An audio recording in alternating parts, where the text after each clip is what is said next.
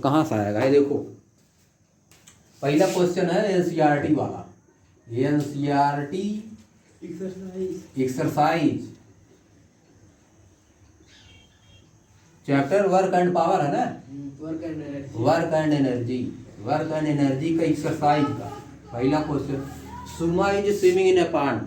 ये बना दिए हम, पांड ऐसे बना दिए है कि नहीं, पानी बन गया, ऐसे में तैर रही है, ऐसे आगे ऐसे जा रही है, ऐसे तैरेगा कोई ऊपर। जब तैर रही है तो पानी को पीछे धक्का दे रही है, पानी को पीछे धक्का दे रही है, इधर F12 पानी को धक्का दे रही है, और पानी उसको धक्का दे रहा है आगे। पानी उसको क्या धक्का दे रहा है? आगे।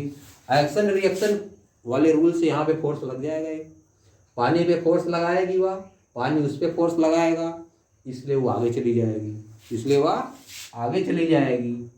तो इस वाले फोर्स, इसी वाले को हम ले रहे हैं, इस वाले फोर्स और इस वाले फोर्स, इस वाले फोर्स तो इधर लग रहा है एक तो ना, एक फोर्स उधर लगा तभी तो उधर गई आगे। जो फोर्स लगा, अब देखो जो फोर्स लगा वो आगे गई, और आगे डिस्प्लेसमेंट भी हो रहा है, आगे बढ़ भी रही है और फोर्स भी उस साइड लग रहा है। तो दोनों के बीच का एंगल हम तुमको बताए थे, दोनों के बीच का एंगल कितना हो जाएगा? डिस्प्लेसमेंट और फोर्स के बीच का एंगल कितना हो जाएगा? थीटा इक्वल टू 0 हो जाएगा। अब पता है हमको वर्ग का फार्मूला होता है W equal to F S cos theta, लिखो या एफ डी कास थीटा। अब क्या एफ डी लिख दी, कास थीटा, थीटा की वैल्यू 0 हो गई तो कास 0, कास 0 की वैल्यू कितना होता है? 1, कास 0 की वैल्यू 1। तो वर्ग कितना आ गया? W equal to F D आ गया, एफ इंटू डी, यानी काम होगा, यानी काम होगा। लिखोगे आंसर में, Suma is swimming in a pond, it means he is doing a work because the angle between the force and displacement is equal to 0। और उसके बाद ये सब, उसके बाद ये सब, यानी उसका फोर्स और वर्क डन कितना हो जाएगा? जितना फोर्स लग रहा है और डिस्प्लेसमेंट का मल्टीप्लाई कर देंगे, जितना आगे बढ़ी रहेगी। मान लो यहाँ से यहाँ तक आगे, यहाँ से चलना शुरू की, यहाँ तक बढ़ी, यहाँ तक का डिस्टेंस डी है, डिस्प्लेसमेंट क्या है? डी। और यहाँ से यहाँ तक जाने में अगर फोर्स एफ लगा तो वर्क कितना हो जाएगा? W equal to F into D. जो फोर्स रहेगा डिस्प्लेसमेंट का मल्टीप्लाई कर दिया जाएगा। ये हो गया, ठीक है, ये आंसर हो गया, बस खत्म, इतना हो गया। अब कुछ लिखने की जरूरत, और अपने से लिखना चाहो तो लिख सकती हो, जो मन कहे वो, और लिखना चाहो तो लिख सकती हो। He is pushing the water backward, so water is pushing him forward. समझिए, in this condition a force is applied in the direction of displacement, so the angle between force and displacement equal to 0, so the work done by swimmer in this process equal to W equal to FD cos theta। या angle रख दो, या FD answer हो गया है। कुछ नहीं दिया, FD का वैल्यू नहीं दिया, दिया रहता तो रखते, हो गया आंसर। दूसरा वाला जी, इधर देखो, इधर A donkey is carrying a load on its back।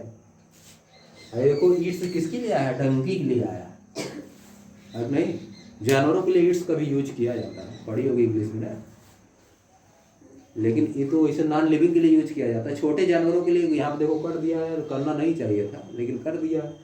Dunki के लिए हिच का यूज करना चाहिए तो वैसे, लेकिन कर दिया, कोई दिक्कत लेने की जरूरत नहीं है। ना समझ जानवरों के लिए ईट का यूज कर देते हैं सभी, अब नहीं। इधर देखो, a donkey is carrying a load on its back, अपने पीठ पे बोझा लादा है। ये डंकी मान लो, ये मान रहा डंकी है, ये तो यही डंकी है, इधर जा रहा है आगे, अब नहीं, अपने पीठ पे बोझा लादे हुए है। डंकी बनाने की जरूरत थोड़ा ना है। अब बोझा वो नीचे दाब रहा ना, इसको दाब रहा नहीं नीचे, और चल किधर रहा है? इधर। डिस्प्लेसमेंट इधर हो रहा है, डिस्प्लेसमेंट इधर हो रहा है, फोर्स इसको नीचे दाब रहा है। ये देखो, इसके बीच का एंगल कितना हो गया? 90 डिग्री। इसे बना दो, यह है लोड, डंकी संकी मत बनाओ, इसी में चल रहा है आगे, समझिए, इसमें डंकी बनाने की क्या जरूरत है? देखो डिस्प्लेसमेंट और इसके बीच का angle theta equal to 90 degree हो गया। तो लिखो इसमें A donkey is carrying a load on its back. It means the angle between, इस तरह मत लिखना. A donkey is carrying a load on its back. In this process, angle between displacement and force, ऐसे बना के, angle between displacement and force theta equal to कितना degree, 90 degree. Theta equal to 90 degree. फिर लिखोगी and we know that W equal to F D cos theta या F S cos theta. अब फिर लिख लो W equal to F D cos 90. अब बगल में लिख देना cos 90 equal to 0. Cos 90 equal to 0. तो ये क्या हो जाएगा, W equal to F D into 0. तो W इक्वल टू क्या हो गया 0. अब यहाँ पे इतना लिखने के बाद it means in this condition the work done is 0. The work done is 0. यहाँ पे नीचे is this condition the work done is 0. बस हो गया, इतना लिखना है. ठीक ना, इसको लगाए होगे तुम लोग एक बार ना. है देखो इधर, a windmill is lifting water from a well. तीसरा क्वेश्चन है, a windmill is lifting water from a well. ये कुआं बना दे रहे हैं, है नहीं. तो ऐसे विंड मिल यहाँ पर आती है, ऐसे लगा रहता है ना, ऐसे पानी उठाती इसमें बाल्टी में, है नहीं. बाल्टी में ऐसे पानी यहाँ से उठाया जाता है. पानी जब उठाएगी इसे बाल्टी में, ऐसे सीधा ऊपर उठेगा ना, ऊपर जाएगी बाल्टी, ऊपर जाएगी. तो डिस्प्लेसमेंट ऊपर हुआ कि नहीं. अब खिंचा भी रहा ऊपर है, फोर्स भी ऊपर लग रहा है. तो दोनों के बीच का एंगल कितना हो गया, 0 डिग्री. जब दोनों एक ही डायरेक्शन में होता है, हम इस तरह से बना दिए और एक इस तरह से बना दिए, तो इसके बीच का एंगल कितना है. डिस्प्लेसमेंट इस तरह से बना दिए, फोर्स इस तरह से बना दिए, इसके बीच का एंगल कितना है. हाँ 0 डिग्री. ये नहीं कि इधर बना दिए तो है एंगल हो गया. ठीक है, दोनों ऊपर है तो क्या रहेगा 0. दोनों नीचे रहेगा तब भी क्या रहेगा, इधर इधर से नहीं मतलब है. यहाँ पे डी लिख दे, यहाँ पे एफ लिख दे, अभी सोचोगे इतना एंगल हो गया क्या. अगर आ जाएगा तब तो सिस्टम 90 डिग्री नहीं, दोनों में क्या बनेगा 0. अगर हम इसको बना देते नीचे, डिस्प्लेसमेंट को फोर्स को बना देते ऊपर, तब थीटा इक्वल टू 180 डिग्री. समझिए बात, इस तरह समझो इसको. ये नहीं कि इधर इधर बना दिए गड़बड़ा आ गया. समझ गई बात. ये देखो फोर्स यहाँ पे लिख दिया, डिस्प्लेसमेंट यहाँ पे, दोनों एक ही डायरेक्शन में है ना, ऊपर की डायरेक्शन में है.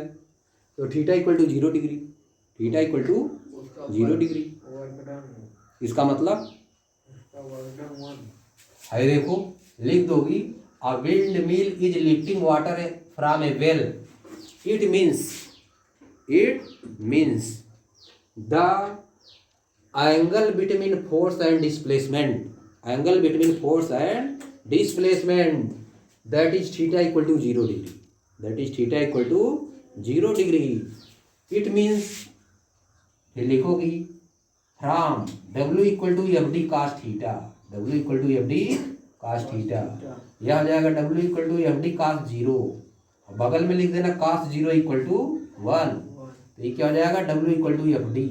W equal to F D यहाँ पे लिखना. इसके बाद it means the work is done.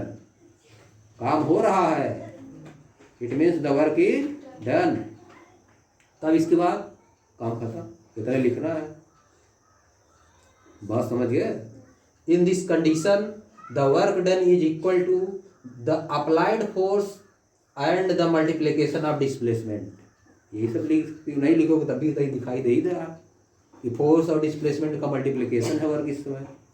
जब दोनों के बीच का एंगल 0 डिग्री होता है, फोर्स और डिस्प्लेसमेंट के बीच का एंगल 0 डिग्री होता है, तो जो वर्क डन होता है फोर्स और डिस्प्लेसमेंट के मल्टीप्लिकेशन के इक्वल होता है. हो गया काम खत्म. ठीक ना. नेक्स्ट वाला लिखोगे आंसर में इसके क्या लिखो. पहले शुरुआत करोगे. A green plant is carrying out photosynthesis. In this process green plant doesn't move. यानी मूव नहीं करता है. It means in this process displacement d equal to 0. It means in this process displacement d equal to 0. So from w equal to fd cos theta, fd cos theta, w equal to f into 0 into cos theta, w equal to 0.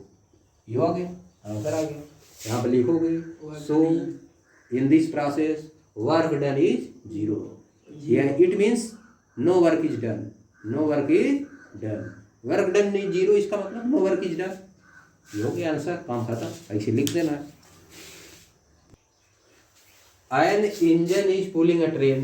ऐसे बना दे रहा है engine, अब नहीं इधर खींच रहा है ट्रेन, इधर अपना बहुत है, अब नहीं इसका फोर्स पीछे लग रहा है, डिस्प्लेसमेंट है, देखो खींच रहा है आगे ना. हाँ आगे खींच रहा है यानी फोर्स आगे लग रहा है. हाँ, और इसका फोर्स आगे लग रहा है ना, डिस्प्लेसमेंट फोर्स आगे लग रहा है. अब हमें खींच भी रहा है, डिस्प्लेसमेंट भी आगे हो रहा है. डिस्प्लेसमेंट भी किधर हो रहा है, आगे ही हो रहा है. तो यानी दोनों का एंगल कितना हो गया बीच, 0. लिखोगी when an engine is pulling a train, in this process force, in this process the direction of force and displacement is same. The direction of force and displacement is same. It means the direction between force and displacement equal to 0 degree, equal to 0 degree. So from w equal to fd cos theta, fd cos theta, w equal to fd cos 0, cos 0 की value होती है 1, तो क्या हो जाएगा w equal to fd, यह हो गया. It means in this condition work will be done, काम किया जाएगा, वर्क विल बी डन. हो गया काम खत्म. नेक्स्ट वाला बताओ. लिखोगी food grains are getting dried in the sun, in this process no work will be done. No work will be done, कोई काम नहीं किया जाएगा. Because there is no displacement, because there is no displacement. इट मीन्स d equal to 0. It means d equal to 0. So from w equal to fd cos theta, w equal to 0, d equal to 0, to w equal to 0. समझ गए, काम खत्म. Next वाला बोलो.